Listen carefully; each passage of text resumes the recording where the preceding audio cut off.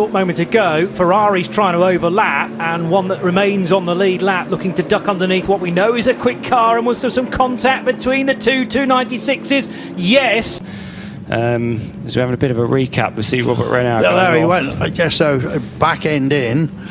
Replay of this, and we'll talk your way through it. You can see the rain coming down, and that's the first car that couldn't turn into the barrier, and then it's the BMW coming on, and it goes into the other one. But it was full side-by-side contact. Yeah, it was based around a big company in the United States. A little bit of contact there. Oh, yes. Yes, it was contact indeed to keep the most speed, and she's going to do one of them. She's going to get both of them. No, the 71 stays up. There's contact between the 71 and Simmons. Now we've got the 27 off as well. As they all come out, we've got two cars into the wall. And here we go. That's the Sidorov out underneath. He's hit him. He's absolutely T-boned the 32. That's Sidorov into Jachava. Finished off the year with a fantastic win at Petit Le Mans at Michelin Raceway. Let's have a look and see what happened. The car just sort of stepped out.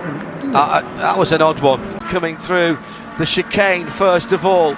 Well, into Europol, into the inside of Spike, and then following through. Well, let's see if we can pick the bones out of what happened.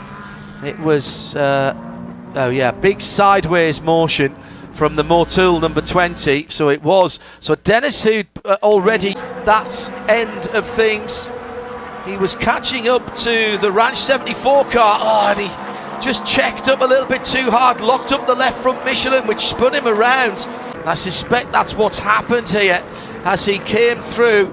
He just lost it on the bump, took a tiny bit too much curve. Actually, the lights blaring through the Le Mans chicane there. We're ready to go back to racing here shortly at the Rolex 24.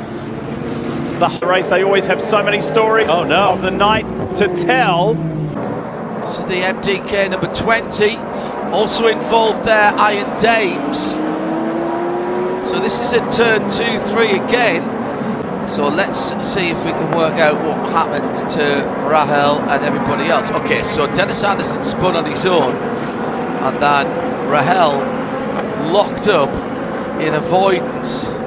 It's again another right-hand side wheel off the circuit. I think that was... And how special has it been? Problem for Jenson Button in the number 40. Oops. Oh dear, Wayne Taylor Racing Acura with Ready Autosport goes for a move up the inside of a GT Lamborghini. Side-by-side action as well as we hit the restart for the GTD cars. And 57 Indy Doncha, there was a spinner there in the GT Daytona Pro cars. The wind increasing for the rest of the race, which is probably helpful in terms of taking away any of that nasty weather, as now there's a spin for the second place GT Daytona car, the 023. That's his pit stops done and done. They might have timed that absolutely perfectly. As Joe said, it was left front on the Lexus. So that, I think, is going to be fine. Yes, Sarah,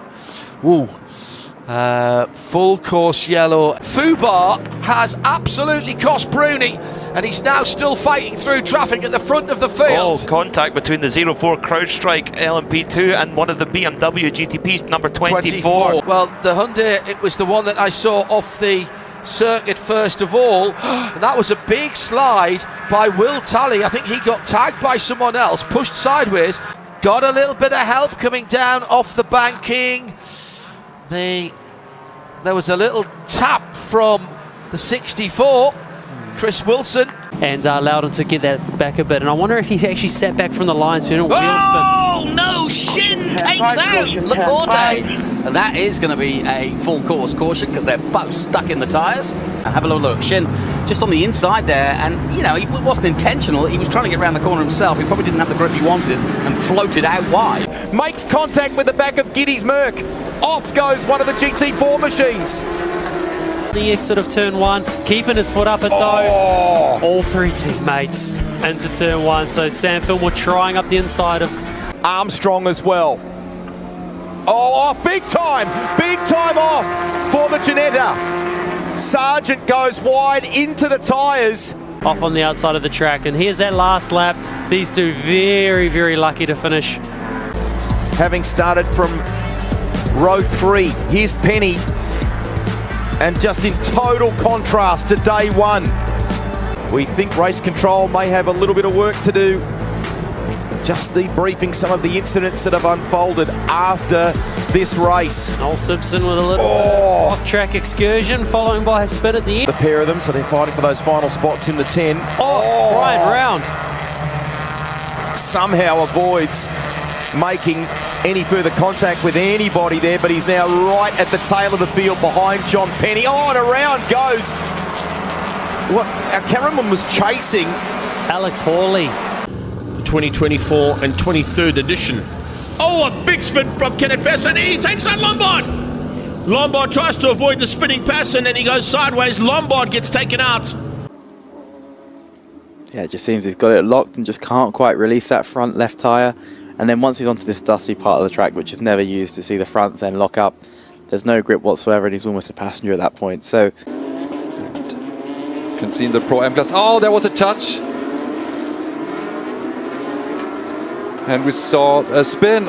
But right now he could find that P2. Belongs to somebody else. And Ariel has gone around. No! Ariel leaving, trying to fight back. There's all sorts of drama behind. 3, 4 abreast. Somehow they make it. There's one that doesn't. Is that Josh Stanton?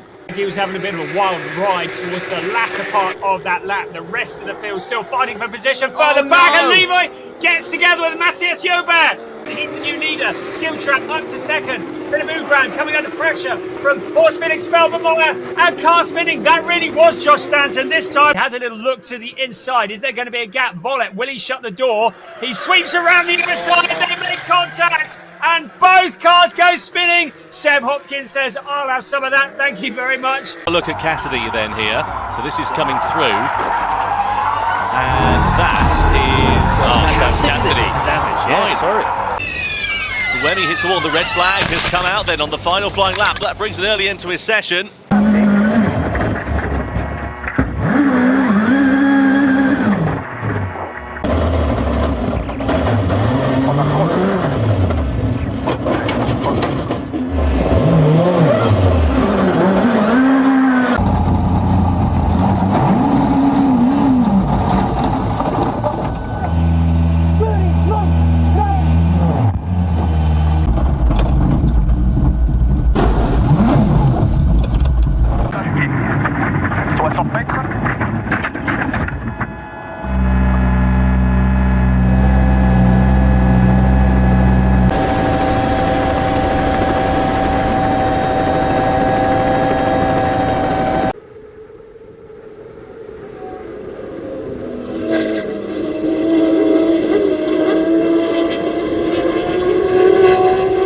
Imagem recuperada, vai pegar um tantinho, olha lá, já saiu de lado, pegou de lado, traseira, destruiu a asa.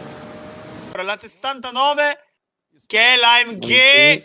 Ah, mamma mia, la 75, rotta la sospensione, perde il controllo. Ok, potrebbe essere meno peggio di quello che si poteva pensare.